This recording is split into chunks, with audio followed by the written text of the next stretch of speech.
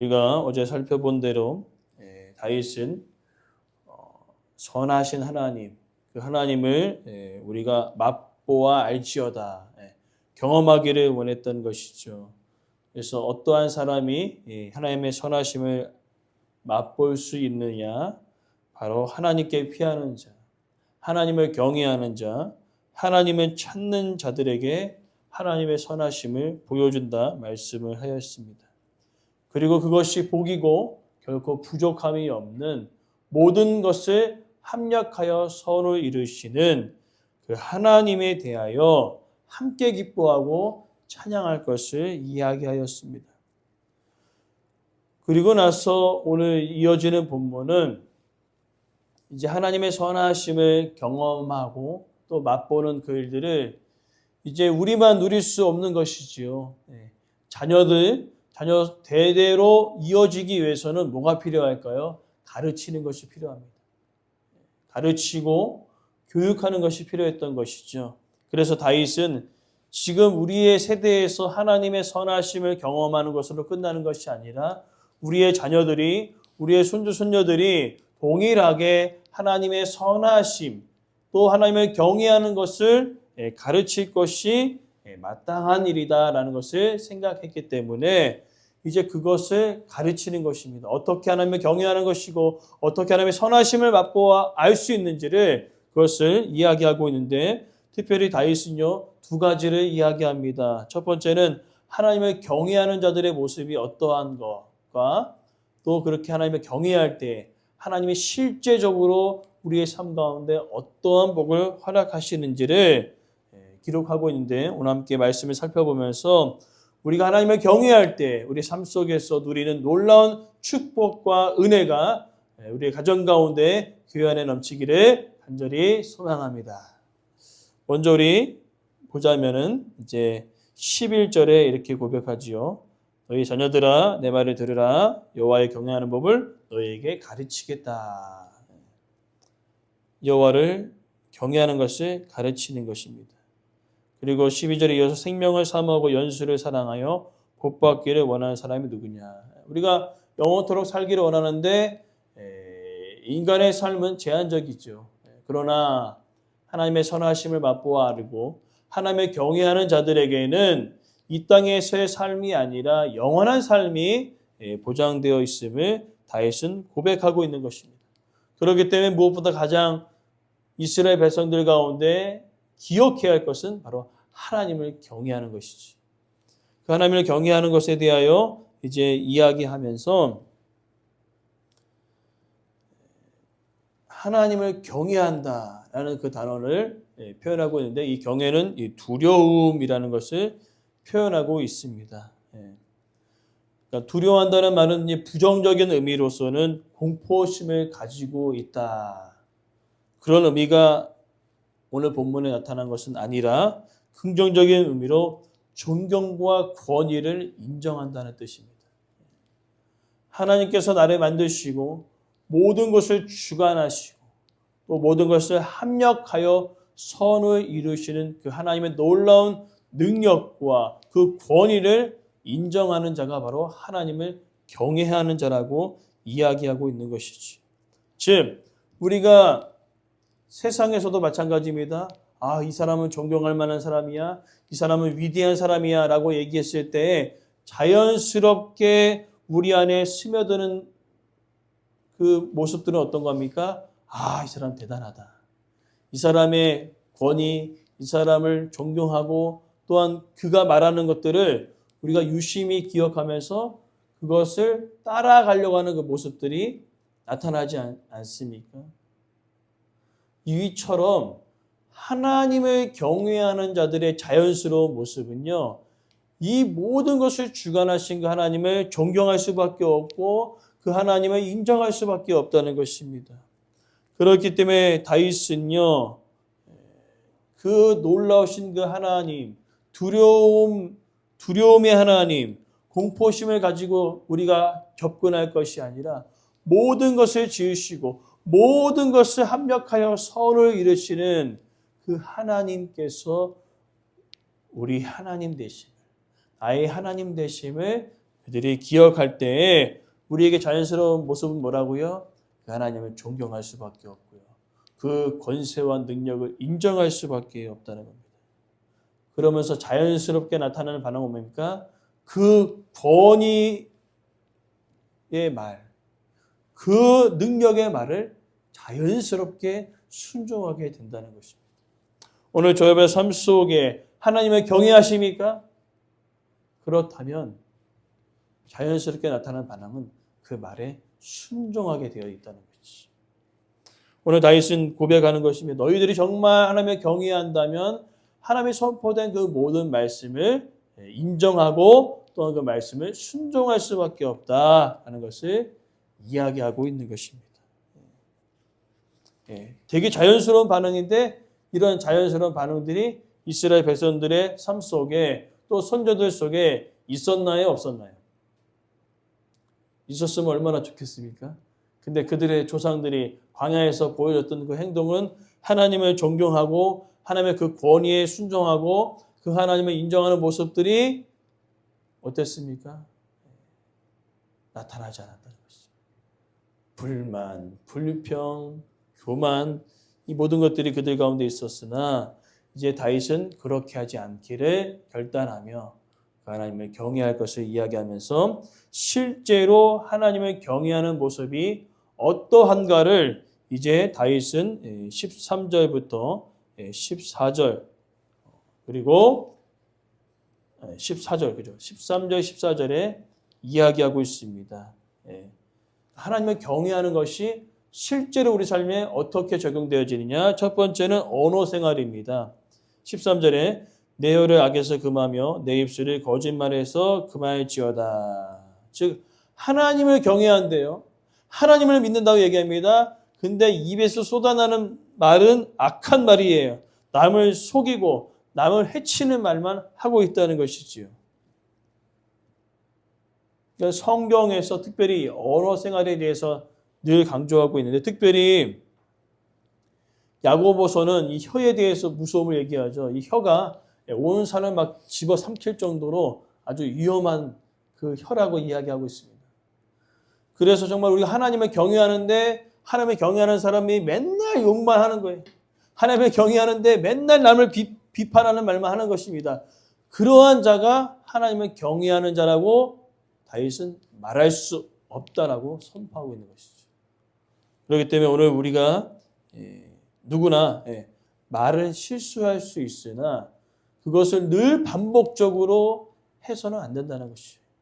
그렇죠? 사람인지로 우리가 실수하지 않겠습니까? 근데 그것을 당연시 여기고 늘 악한 말, 늘 비판하는 말을 쏟아낸다면 정말로 우리가 하나님을 경외하는 자인가 살펴보라는 것입니다. 근데 이 혀를 다스린다는 것이 쉬울까요? 쉽지 않을까요? 쉽지 않은 일입니다. 우리가 누군가를 정말로 싫어하는 사람이 있어요. 그 사람은 막 사정없이 때리는 게 쉬울까요? 아니면은 그 사람에 대해서 막 모욕의 말, 비방의 말, 비난의 말을 던지는 게 쉬울까요? 뭐가 쉬우세요? 당연히 욕하는 게 더 쉽죠. 그렇기 때문에 사람들이 너무나 쉽게 사람을 무너뜨릴 수 있는 방법 중에 하나가 바로 남을 상해하지 않고도 무너뜨리는 거 하나가 뭡니까? 말이잖아요. 연예인들을 한번 나락 보내는 게 뭡니까? 말로 나락 보내는 거잖아요. 사람들이 막 댓글을 달면서 악플을 달고 비난의 말을 쏟아내니까 그것을 견디지 못하여 어떤 사람들은 심지어 자살도 하지 않겠습니까? 그러니까 너무나 쉬워요. 너무나 쉽기 때문에 다스리기도 어려운 것입니다. 너무나 쉽게 범죄할 수 있는 중에 하나가 입이기 때문에. 그래서 더 다스리기가 쉽지 않은 것이죠. 그렇기 때문에 오늘 다윗은요. 금하라는 것이에요. 금하라. 그 입술을 지키라는 것이죠. 그 입술을 보호하라는 것입니다. 다윗은 그 입에 대해서 얘기합니다. 주여 내 입술에 파수꾼을 세워주시고 입에 아주 재갈을 물려주셔가지고 비방의 말, 비판의 말 절대 쏟아내지 않도록 주님 나를 지켜 보호하여 주십시오. 오늘 이 다윗의 고백이 저와 여러분의 고백 되어지길 간절히 소망합니다. 정말 하나님을 경외한다고 얘기하면서 하나님의 말씀을 순종한다고 얘기하면서 맨날 악한 말이에요. 맨날 비판입니다. 그러한 자는 정말 하나님의 말씀을 순종하는 자라고 얘기할 수 없다고 다윗은 고백하는 것입니다. 그리고 두 번째는요. 이제 언어에서 더 나아가서 14절은 악을 버리고 선을 행하라. 더 적극적인 표현이지요. 적극적으로라는 단어를 표현하고 있습니다. 그러니까 14절 악을 버리고 선을 행하라 했을 때 적극적으로 단어를 집어넣으셔야 되는 거예요. 적극적으로 악을 버리고 선을 행하는 모습들이 우리 가운데 있어야 된다는 것입니다. 그래서 야고보서 4장 17절 말씀 보니까요. 선을 행할 줄 알고도 행하지 아니하면 죄라고 이야기하고 있는 것입니다. 왜 그렇습니까? 하나님은 절대적인 선이시잖아요. 선하신 하나님이시잖아요. 그 선하신 하나님을 우리가 맛보아 알았다면은 우리 안에 자연스럽게 드러나는 모습들은 뭡니까? 선을 행하는 것입니다. 근데 예수님을 믿는다 하는데 그들의 모습 속에 남을 등쳐먹고 또한 남에게 비방하는 그 말을 통하여서 사람을 때리고 그런 모든 일들, 그런 일들이 있을 수 없다는 것이죠. 예수님 믿는데 싸움을 그렇게 잘한대. 그럼 뭐예요, 그게? 예수님 믿는데 싸움을 그렇게 잘해. 육신의 싸움 잘하지 마시고요. 영적 싸움을 잘하시기 바랍니다. 아멘이시죠? 영적 싸움에서는 지지 마세요. 그러나 육적인 치고받고의 싸움에서는 지셔도 됩니다. 왜냐하면 하나님께서 선악간에 그것을 드러나게 하실 것이거든요. 그래서 다윗은요. 선하신 하나님을 맛보아 아는 자들이 어떻게 그 행동에서 사람을 때리고 사람을 죽이는 행동을 할 수 있느냐? 그렇게 될 수 없다라고 선포하고 있는 것입니다. 그리고 세 번째는 화평을 적극적으로 추구하는 것입니다. 화평을 찾아 따를지어다. 이 표현은 뭐냐면요. 사냥꾼이 사냥감을 잡기 위해서 계속적으로 추격해 가는 것이지요. 화평도 마찬가지입니다. 이와 같다는 거예요. 사냥꾼이 어떻게요? 사냥감을 끊임없이 추적해 들어가는 것처럼 여러분들이 가는 곳곳마다 싸움이 일어나는 그곳에 추격해 들어가서 싸움을 말리고 화평을 전하는 사람이 되라는 것입니다. 반대로 해서는 안 되는 거예요. 와, 화목해지고 있는데 내가 확 들어갔더니 싸움이 일어나. 그러면 문제가 있는 거예요. 반대로 싸움이 이루어지는데 내가 들어감을 통하여서 싸움이 그치고 화평케 되어지는 그 일들이 있다면 우리는 하나님을 경외하는 자라는 것입니다. 오늘의 삶 속에 여러분들이 추격해 들어가는 모든 곳에 하나님의 화평이 있기를 간절히 소망합니다. 싸움이 그치는 그 일들이 저런 삶 속에 있기를 원합니다. 그러면서 다윗은 그것이 마땅하다라고 고백하는 거죠. 그러면서 우리가 오늘 본문을 읽었던 15절부터 22절은요. 그렇게 하나님을 경외하는 사람, 언어 생활과 행동뿐만 아니라 우리가 가는 곳곳마다 화평케 하는 그들을 향하여 하나님은 어떻게 하시느냐? 첫 번째 감찰하신다는 것입니다. 15절부터 16절에 보니까요. 여호와의 눈, 여호와의 얼굴, 이것은 뭡니까? 보고 계시다는 뜻이잖아요. 특별히 우리 시편에서 하나님의 얼굴은 무엇을 표현하고 있습니까? 은혜, 그죠? 하나님의 은혜. 그렇기 때문에 똑같이 악인과 의인을 보고 계시는데 이 눈이 달라지는 것이죠. 의인들을 향한 하나님의 눈은 사랑의 눈이고 자비의 눈이고 긍휼의 눈이 되어지지만 악인들에게는 어떻게 할까요? 바로 그 악인을 바라보는 눈은 심판자의 눈이라는 거예요. 오늘 하나님께서 저와 여러분들을 바라보셨을 때 심판의 눈이 아니라 자비의 눈, 사랑의 눈으로 우리를 바라보고 계심을 믿습니다. 그리고 감찰하실 뿐만 아니라 들으시고 행하시며 구원해 주신다는 것입니다. 17절과 18절에 우리가 부르짖을 때 하나님께서 들으시고 건져내어 주실 줄 믿습니다. 우리가 통회하는 마음 가지고 하나님께 나아갔을 때 우리를 구원해 주실 줄 믿습니다. 이것은 무엇을 동반합니까? 의인들의 삶 속에 고난이 없다는 의미가 아니라 환난과 고난이 있겠으나 그 상황 속에 우리가 하나님께 나아가 부르짖어 기도할 때 하나님께서 우리를 건져주시는 놀라운 그 은혜가 있기를 간절히 소망합니다. 그래서 19절에 보니까요. 의인은 고난이 많대요. 힘드시죠? 고난이 많다고 얘기합니다. 얼마나 힘들어요. 그러나 기억하십시오. 그의 모든 고난 속에 하나님이 건져주신다는 것이죠.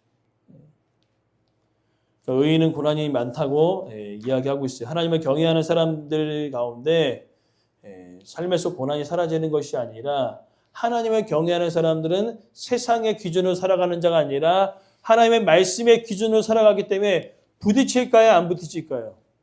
부딪힐 수밖에 없어요. 부딪히니까 이 땅을 살아갈 때 고난이 있어요? 없어요?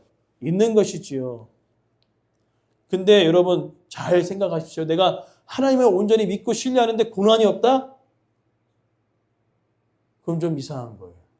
왜? 세상을 살아가는데 고난이 없다는 것은 말이 안 되는 거예요. 왜? 세상의 기준이 아니라 하나님 말씀의 기준으로 살아가는데 고난이 없으면 이상한 거죠. 정말로 고난이 없다고 얘기하는 사람은 잘 살펴봐요. 자신의 신앙생활을. 내가 세상의 기준으로 살아가느냐 말씀의 기준으로 살아가는지를 잘 살펴보십시오. 성경은 늘 이야기합니다. 고난이 있다는 것이에요. 그러나 중요한 것은 그 고난 속에 우리를 건져내시는 하나님의 능력이 더 크심을 여러분 기억하시기 바랍니다. 그래서 그것이 우리에게 위로가 되는 것이죠. 그것이 우리에게 은혜가 되는 것이죠. 왜? 고난이 많으나 하나님의 건져주심이 더 크다는 것이죠. 그래서 믿고 신뢰하며 살아가는 저 여러분 삶이 되게 간절히 소망합니다. 그러나 우리가 고난이 많기 때문에 때로는 무너지죠. 때로는 죄를 지을 수 있습니다. 그러나 괜찮습니다. 왜요? 하나님이 용서하시기 때문에. 21절 말씀, 22절 말씀이 바로 그런 것입니다. 악이 악인을 죽일 것이다. 이건 뭡니까? 악인들은요, 하나님의 공의대로 심판함을 통하여 끝나버리겠지만, 그죠? 끝나버리겠으나 22절은 다르다는 거예요. 그들의 종들은 속량하시겠다는 거예요. 이 속량은 뭡니까? 제 값을 주고 어떻게요? 그 제 값을 통하여서 제가 아닌 것이 되어지는 거죠. 구원을 받았다는 것입니다. 하나님께서 공의로우시기 때문에 공의로서 심판하실 때 우리가 심판을 당하지 않는 것은 무엇입니까? 예수 그리스도의 피의 공로로 힘입어 우리는 그것을 죄에 대해 용서함을 받았다는 것입니다. 오늘 우리의 삶 속에 하나님을 경외하십니까? 경외하고 계시죠? 그러면 여러분들 언어 생활을 잘 생각하십시오. 내 언어에 막 비판하고 비난하고 불평과 불만에 많이 쏟아지고 있는지 아니면 선하신 하나님을 찬양하고 예배하고 있는지를 우리가 돌아보며 또 우리 행동 속에 우리가 가는 곳곳마다 그냥 막 싸움이 벌어지는 것이 아니라 우리가 가는 곳곳마다 싸움이 그치고 화평을 전하는 저 여러분 삶이 되게 간절히 소망합니다. 그리고 더 놀라운 것은 그렇게 하나님을 경외하는 자들에게 주시는 축복은 뭡니까? 우리들에게는 하나님의 눈이 뭐예요? 심판의 눈이 아니라 사랑의 눈, 긍휼의 눈이 될 것이고요. 더 나아가 우리의 삶 속에 고난이 많습니다. 세상의 기준이 아니라 말씀의 기준으로 살아가기에. 그러나 여러분 기억하시라 했습니다. 그 고난보다 하나님의 건져주심이 더 크다는 것을. 그리고 이 땅을 살아가면서 죄를 질 수 있으나 우리는 그 모든 죄를 하나님께 나아갔을 때 하나님께서 그 모든 죄를 용서하시고 다시는 기억하지 아니하신다는 것. 하나님을 우리가 경외합시다. 그 하나님을 경외하는 자들의 마땅한 반응은 자연스럽게 순종하는 것이라고 말씀드렸습니다. 오늘 우리의 삶 속에 하나님을 경외할 때 우리만 그것을 하는 것이 아니라 이 경외로 하나님을 존경하고 하나님의 말씀에 순종하는 그 모든 일들을 우리 자녀들에게 대대손손 가르칠 수 있는 그 믿음의 모습들이 우리 가운데 넘쳐나게 간절히 소망합니다.